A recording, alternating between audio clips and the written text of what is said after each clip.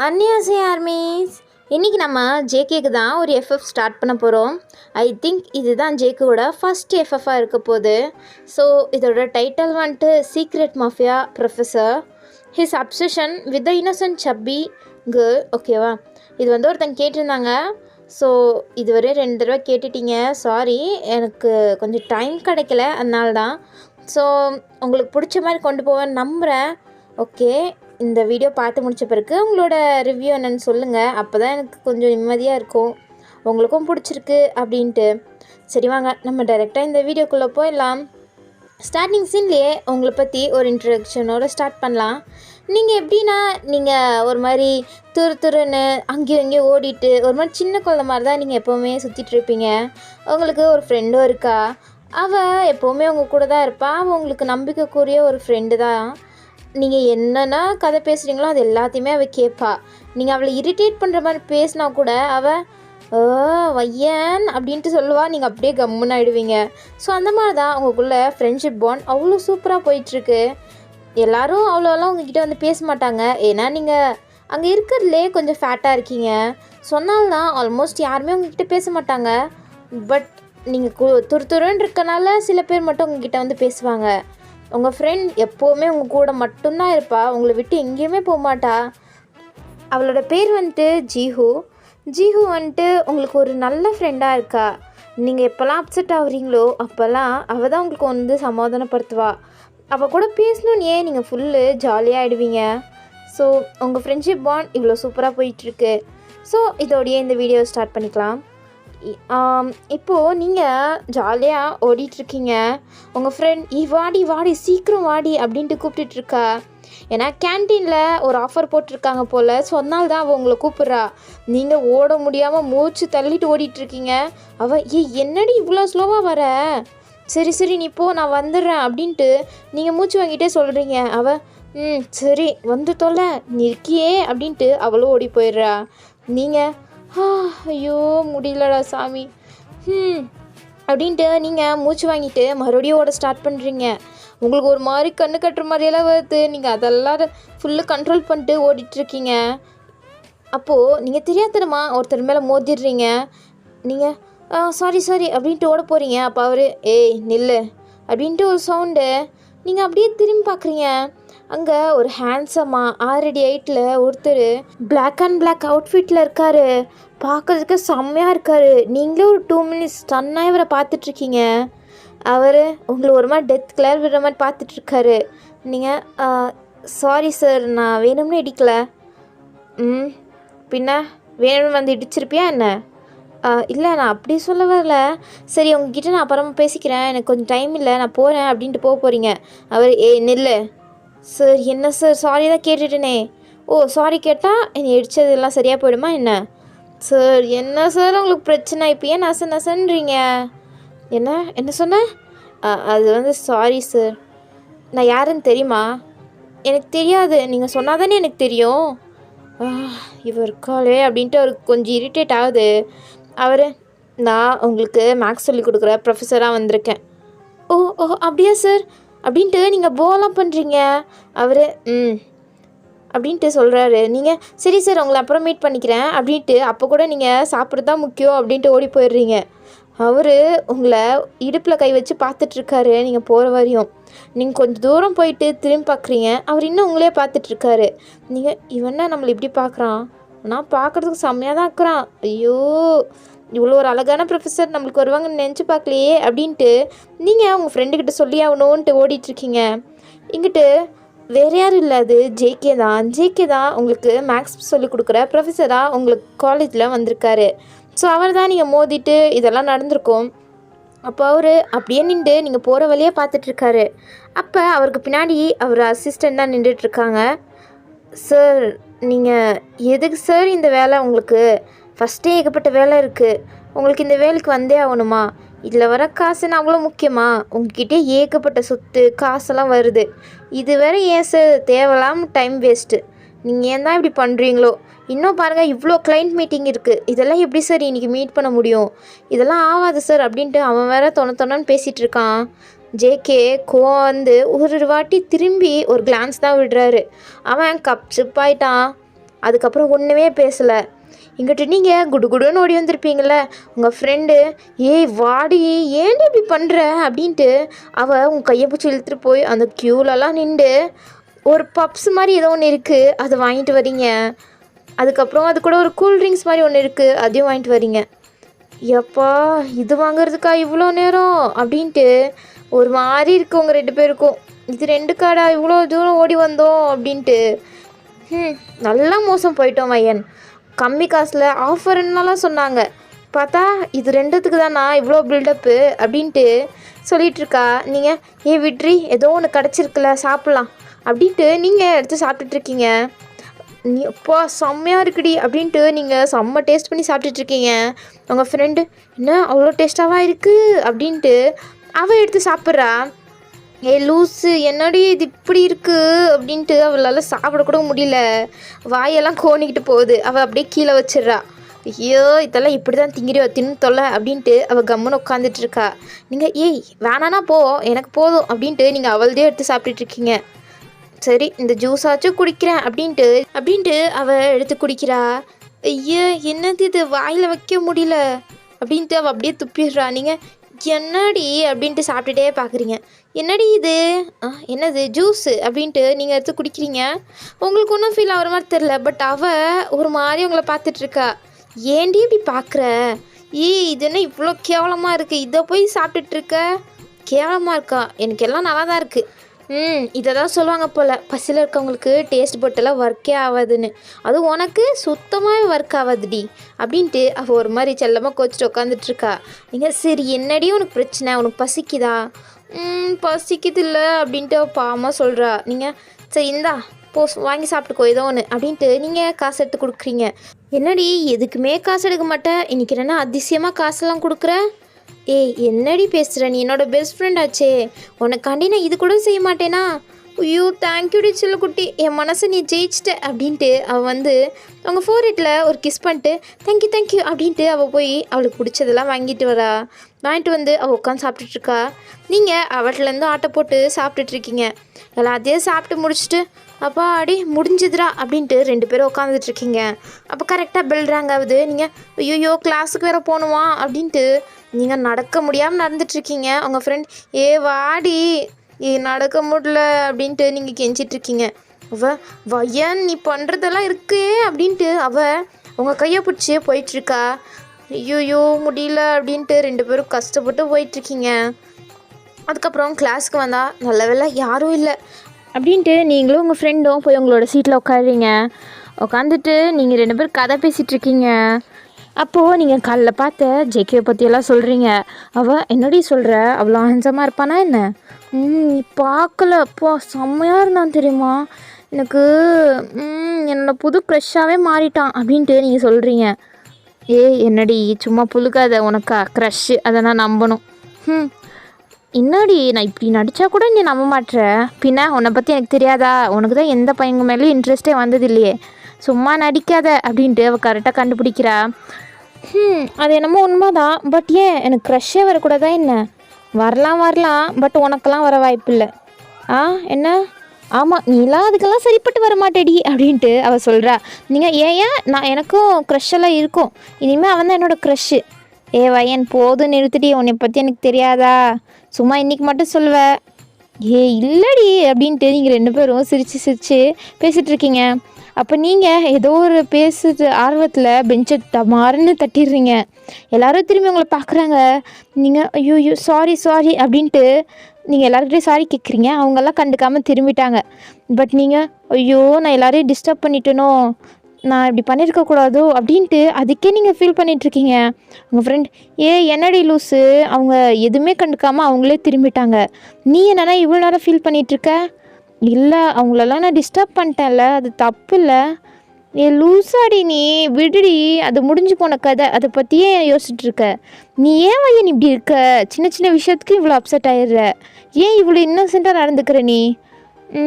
என்ன ஆனால் போதும் விடு அப்படின்ட்டு உங்கள் ஃப்ரெண்டும் நீங்களும் பேசிகிட்டு இருக்கும்போதே உங்கள் கிளாஸ் ரூம்குள்ளே ஒருத்தர் என்ட்ரி ஆகுறாரு. வேறு யாரும் இல்லை, ஜங்குக் தான் உள்ளே வராரு. ஜங்குக் காலைல பார்த்த மாதிரியே ஹேண்ட்ஸமாக அவர் பிளாக் அவுட்ஃபிட்டில் உள்ளே வராரு. எல்லாரும் ஸ்டன் ஆகி அவரையே பார்த்துட்ருக்காங்க. அவர் ஒரு மாதிரி கோல்டான லுக்கில் உள்ளே வராரு. நீங்கள் அப்போ தான் திரும்பி பார்க்குறீங்க. ஜேகே வந்தோடனே ஃபஸ்ட்டு பார்க்குற முகமே உங்களது தான் பார்த்துட்டு வந்துட்டுருக்காரு. நீங்கள் நான் சொன்னேன்ல அவர் தாண்டி இவர் அப்படின்ட்டு நீங்கள் உங்கள் ஃப்ரெண்டுக்கிட்ட சொல்கிறீங்க. அவள் பார்த்தா அங்கே சைட் அடித்து விடாமல் ஜேகேவே பார்த்துட்ருக்கா. லூஸு உன்னைய தாண்டி அப்படின்ட்டு நீங்கள் அவளை உழுக்குறீங்க. அப்போ தான் அவள் நிஜமாவே ஹேண்ட்ஸமாக இருக்காண்டி, இவனை எனக்கு கொடுத்துட்றியா?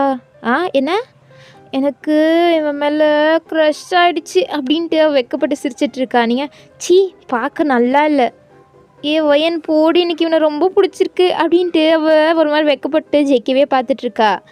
பட் ஜேகே உங்களை விடாமல் பார்த்துட்ருக்காரு. நீங்கள் அதுக்கப்புறம் திரும்பி ஜேகேவை பார்க்குறீங்க. ஜேகே உங்களையே பார்த்துட்ருக்க மாதிரி உங்களுக்கு தோணுதா? நீங்கள் என்ன இவன் நம்மளே பார்த்துட்ருக்கானா என்ன, இல்லை நம்மளுக்கு தான் இப்படி தோணுதா அப்படின்ட்டு உங்களுக்கே தெரியல. அப்போது சார் நீங்கள் யார் அப்படின்ட்டு அவங்க கிளாஸில் இருக்க நல்லா படிக்கிற டாப்பர் பொண்ணு கேட்குறா. அப்போ ஜேகே அவரோட கோல்டான டியூனில், நான் தான் இன்னிலேருந்து உங்களுக்கு மேக்ஸ் சொல்லி கொடுக்க போகிற ப்ரொஃபஸர். அப்படியா சார் அப்படின்ட்டு எல்லாருமே நின்று போ பண்ணுறாங்க. ஜேகே உட்காருங்க அப்படின்றாரு. எல்லோரும் உட்காந்துடுறாங்க. அப்போது ஜேகே என்னோடய பேர் ஜங்குக், ஜியான் ஜங்குக். இன்னிலேருந்து உங்களுக்கு மேக்ஸ் ப்ரொஃபஸராக நான் ஒர்க் பண்ண போகிறேன் அப்படின்றாரு. எல்லோரும் ஓகே ஓகே அப்படின்ட்டு கைத்தட்டிகிட்ருக்காங்க. அப்போ ஜேகே ஓகே, உங்களுக்கு இது வரையும் என்ன சொல்லி கொடுத்தாங்கன்னெலாம் தேவையில்ல, இனிமேல் நான் சொல்லிக் கொடுக்குறது மட்டும்தான் நீங்கள் கவனிக்கணும். யாராச்சும் ஏதாச்சும் பண்ணிங்க, பனிஷ்மெண்ட் செம்ம ஹெவியாக இருக்கும், ஞாபகம் வச்சுக்கோங்க, புரியுதா? எஸ் சார் எஸ் சார்ன்ட்டு எல்லாருமே ஃபஸ்ட்டே பயந்துடுறாங்க. ஜேகே இப்படி ஒரு மாதிரி பேசுகிறதுலேயே அவங்களுக்கு தெரிஞ்சு போச்சு இவர் ஒரு ஸ்ட்ரிக்டான ப்ரொஃபஸர்ன்ட்டு.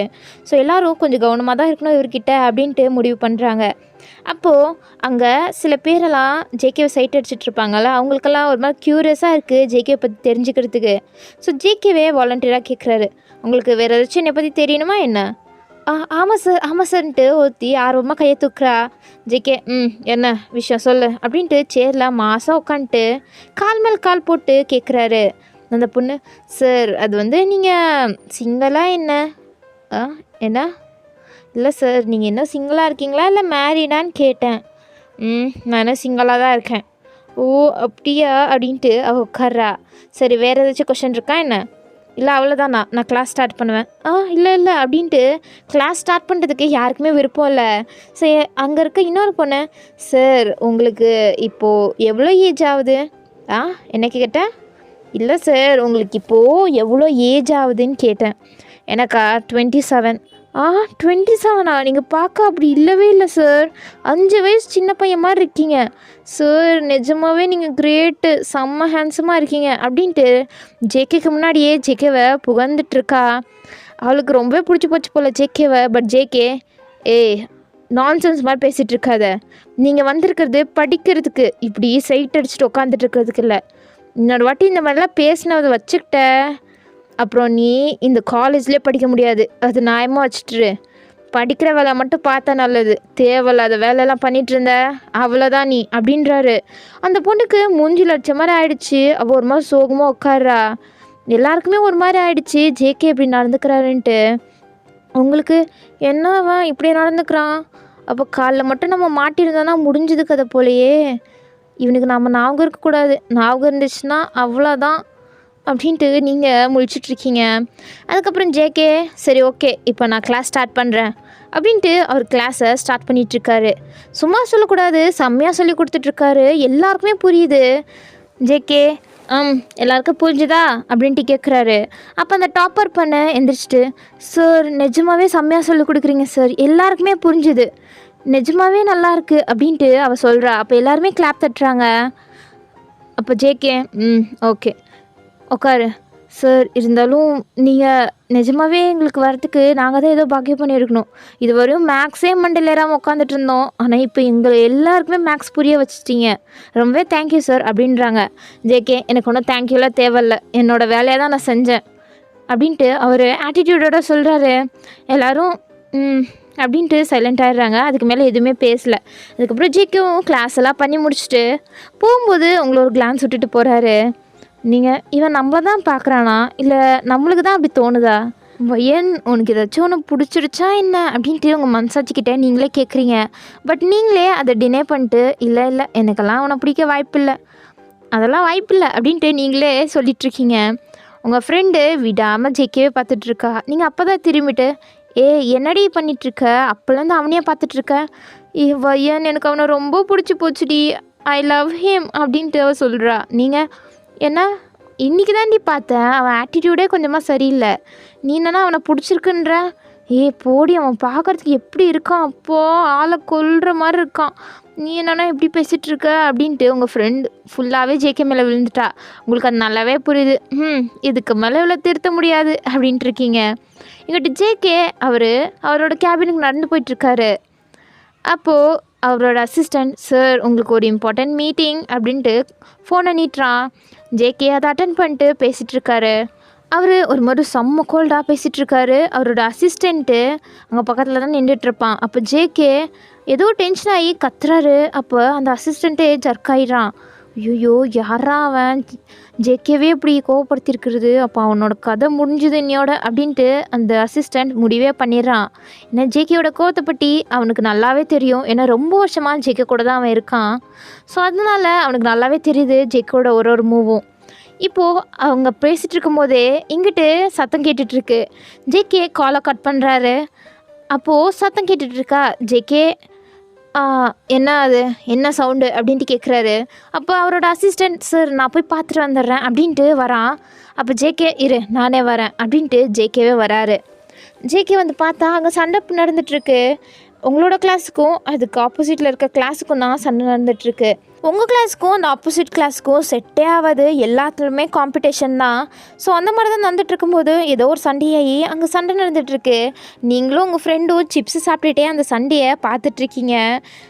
உங்களுக்கு இது குழுன்னு இருக்கு போல் சண்டை போட்டுட்ருக்குது. ஸோ நீங்கள் 2 பேரும் அதை அசிச்சு பார்த்துட்ருக்கீங்க ஒரு டேபிள் மேலே உட்காந்துட்டு.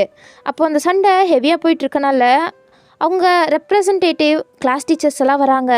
அவங்க கிளாஸ் டீச்சர்ஸே வந்து சண்டை போட்டுட்ருக்காங்க. தடுப்பாங்கன்னு பார்த்தா இங்கிட்டு சண்டை போட்டுட்ருக்க, இங்கிட்டு இருக்க டீச்சர்ஸ் சண்டை போட்டுட்ருக்க அப்படின்ட்டு செம்மையாக சண்டை நடந்துகிட்ருக்கு. அப்போது ஜேகே பார்க்குறாரு, என்னது இது கிளாஸ் தான், சின்ன குழந்தைங்க மாதிரி அவங்களாம் சண்டை போட்டுக்கிறாங்க, இந்த ப்ரொஃபஸர் கொஞ்சம் கூட அறிவில்லையா, இவங்க 2 பேரும் இப்படி சண்டை போட்டுட்ருக்காங்க அப்படின்ட்டு ஜேகே எவ்ரி ஒன் ஸ்டாப் அப்படின்றாரு. அப்போ எல்லாருமே கப்சப் ஆகிட்டு பார்க்குறாங்க ஜேகேவை. என்ன நடந்துகிட்ருக்கீங்க, நீங்களாம் ப்ரொஃபஸர்ஸ் தானே, கொஞ்சம் கூட அறிவில்லை, 2 பேரும் இப்படி சண்டை போட்டுட்ருக்கீங்க, ஸ்டூடெண்ட்ஸை காம் பண்ணி அவங்க கிளாஸுக்கு அனுப்பி வைப்பீங்கன்னு பார்த்தா நீங்களும் சேர்ந்து சண்டை போடுறீங்க அப்படின்ட்டு ஜேகே செம்மையாக திட்டி விட்றாரு. நீங்கள் இவனை இப்படி திட்டுறான் அப்படின்ட்டு நீங்கள் பார்த்துட்ருக்கீங்க.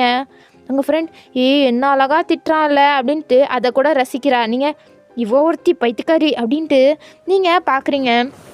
அப்போ அந்த ப்ரொஃபஸரில் ஒருத்தர், ஹலோ நீங்கள் யார் ஃபஸ்ட்டு, நீங்களும் எங்களை மாதிரி ஒரு ஸ்டாஃப் தான், நீங்கள் இங்கே எல்லாம் ஒன்றும் சால்வ் பண்ணி வைக்க தேவையில்ல, புரியுதா, எங்களுக்கே தெரியும் என்ன பண்ணணும்னு, நீங்கள் பெரிய இவர் மாதிரி வந்துடாதீங்க, வந்ததே இன்றைக்கே வந்துட்டு இவ்வளோ பேசுகிறீங்களா அப்படின்ட்டு ரொம்ப ஏகத்தளமாக பேசுகிறான். ஜேகேயோட அசிஸ்டண்ட் அவர் யாருன்னு தெரியுமா அப்படின்ட்டு சொல்ல வரான். அப்போ ஜேகே நீ சைலண்ட்டாக இரு அப்படின்றாரு. அவனும் கம்முன்னு நின்றுறான்.